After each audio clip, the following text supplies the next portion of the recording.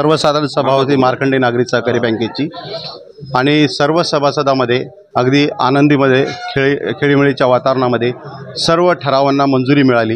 विशेषतः आजच्या ज्या या सभेचं विशेष आकर्षण म्हणजे रिझर्व्ह बँकेने आपल्याला मार्कंडे नागरी सहकारी बँकेला एक ब्रँच आपण नवीन ब्रँच काढू शकतो असं त्यांनी आम्हाला परवानगी दिली। त्यासाठी उमरी येथे नवीन ब्रँच उघडण्यासाठी आम्ही आज जनरल बॉडीच्या मीटिंगमध्ये मंजुरी घेतली। सभासदांनी टाळ्या वाजवून त्याचं स्वागत केलं सगळ्या सभासदांचं आणि आमच्या संचालक मंडळातर्फे आम्ही त्यांचं हार्दिक स्वागत करतो।